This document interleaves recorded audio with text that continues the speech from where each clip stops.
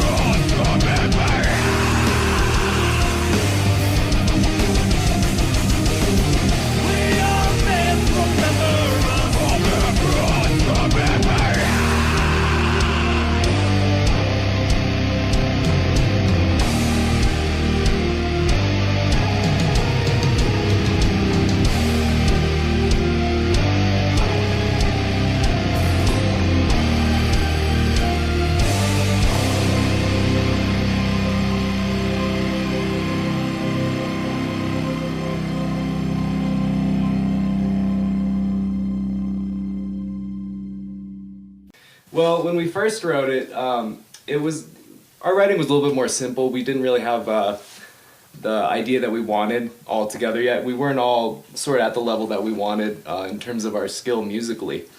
So now over the years, as this song has progressed, we've sort of wanted to add more to it. We've sort of made little tweaks to it. We're really trying to work on adding more musically to it because we're maturing together, both individually and as a group. Our skills are just developing astronomically as we're playing together and continuing to write together. And so this is just this is a song that we really want to make sure that we get right. That we really want to add a lot to and make sure that it sounds good musically, because this is one of the songs that we started with.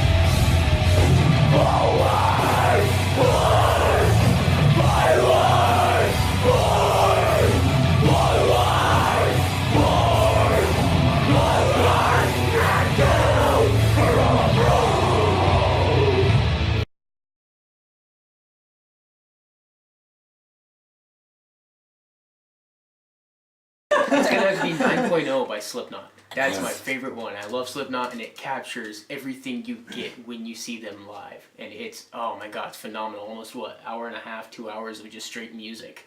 It's phenomenal. That's my favorite. For me, it's a tie between the recording for Please Let Our Set in 48 Hours. That was the latest Nightwish live album that they had to do with Floor Jansen. And she had to learn their set pretty quick because their former singer had dropped off, as well as the farewell show for the band called Sentenced. And they had both their original singer and their last singer, who ended up, also being in the project, Poison Black. They both ended up coming on stage. And it was great. Just the energy and flow of everything was awesome. But mine would have to be Vokerball by Rammstein. That's a good one. They're definitely a big influence on us. I mean, that's more of like a DVD. They do have the CD to that package, but I mean, that live album is just, it's so live. Like, there's no other word to describe it. You get the show with it. Like, you feel like you're there when you watch it and listen to it. Like, it's really, whatever this is. And for me, it has to be Last Tour on Earth, Marilyn Manson. Nice. He was he's Good choice. just been such an influence on me growing up, and musically he's just been such an inspiration that just to hear his music actually performed in person like that, it just nothing compares to it, and nothing compares to that.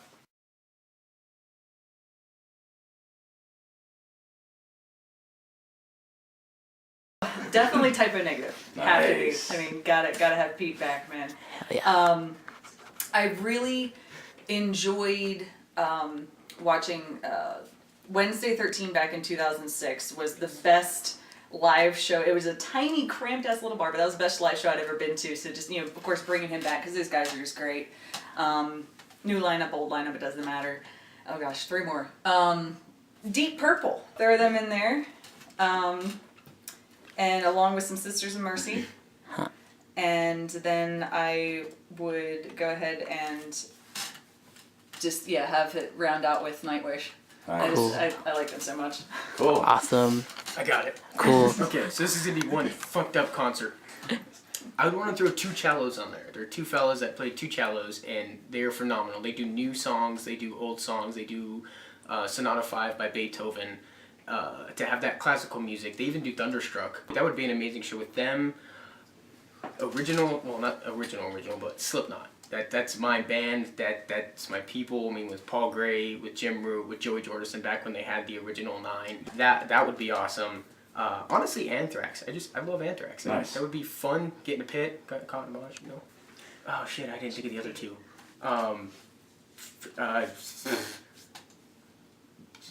Behemoth was a damn good show.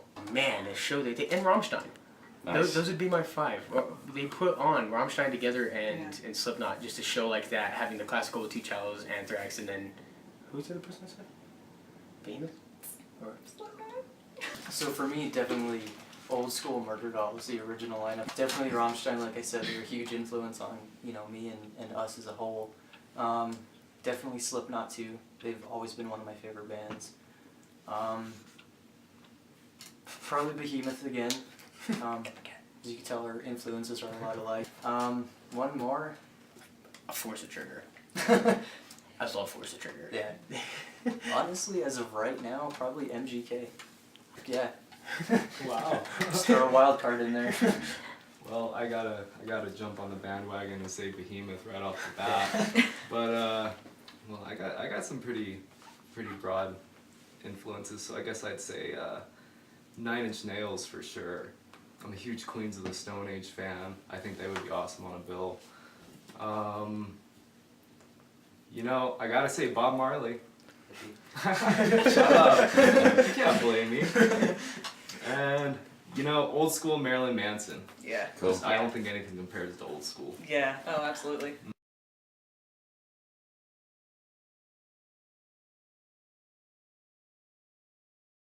Like paranormal horror would be Poltergeist, childhood favorite, the original, honestly.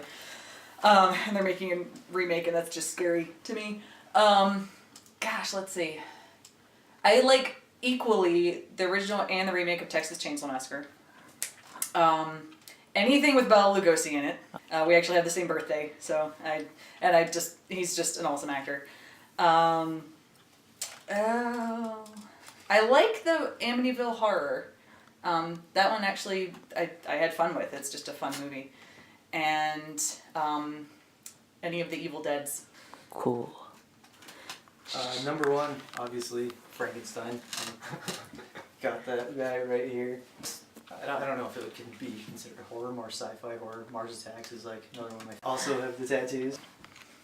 Definitely House on Haunted Hill, the original Vincent Price. Pretty much anything with Vincent Price. Phenomenal actor. That's 3. New Age horror, I mean, I really, really, really love Jason Voorhees, Friday the 13th. That whole series is just phenomenal in itself. And then also Freddy Krueger. And when they did the crossover, I loved it. As cheesy as it was, I loved it. You know, my 2 favorites are just Alien and Aliens. I'm just a fan of the whole franchise. Evil Dead is my favorite. I watched like nearly all of those. Man, I don't even know. I can't even name them. Oh, I love Hellraiser. all of them. Hellraiser. I love the whole series of. I like the whole series. I couldn't name just individuals. I love them all. Okay, so I had some time to think. 13 Ghosts would be one of them. That movie scared the shit out of me. Okay. Hellraiser, I couldn't sleep at night when I was a kid because of that. Fuck that guy. He's so awesome too. Same thing with The Exorcist, the original. I still to this day cannot watch it. It scares me so much. Creature from the Black Lagoon, old school. I love that show or movie. 5. What's the 5th one?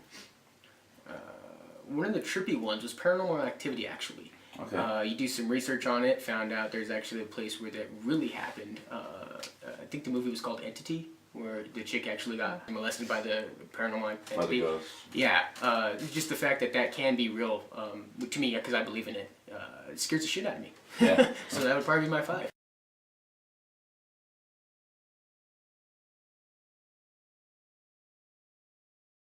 Nathan Explosion.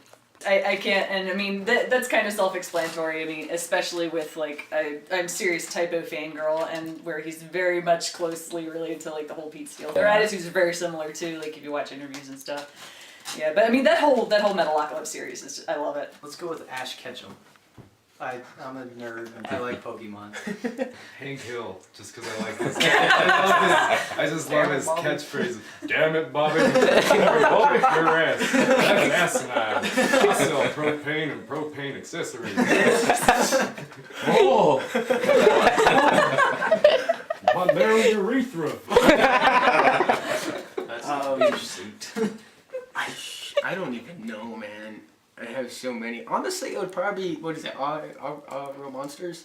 I really enjoyed how dark it was. As like watching it as a kid, it was like innocent, and then looking at it now, it's like, oh my god, so many messages in there I didn't know about. Yeah, but when you're watching it, it's like, oh cool, yeah, fuck yeah. And then when you look at it now, it's like, that's why I'm fucked up. But yeah, it would probably be mine.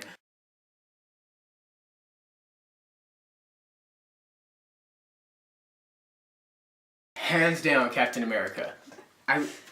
Being a kid, I've always wanted to go into the military, and seeing that now I can't, how he was straight from World War. The very first issue of Captain America before the war even started was him punching Hitler in the face, and that was before the war happened. It's just, everything he stood for was America in my mind, and it's like, that's something we needed to look forward to. I don't know, he's my favorite. Spider-Man, definitely. Grew up my whole life. Had every toy growing up. Take him to the doctor's office and and shoot the doctor. Hands down, Spider-Man. Iron Man, just the intelligence. I think that's the coolest thing. That's the strongest trait. It's a strong mind. Bullshit, my shoulder's stronger. Oh god, this is a tough one for me. Just because I'm a girl and we're not usually into as much of that stuff. Yeah. Honestly, I guess probably Storm. I've always been a fan of lightning and just storms in general, and yeah, to be able to control that would be amazing. Awesome. So yeah.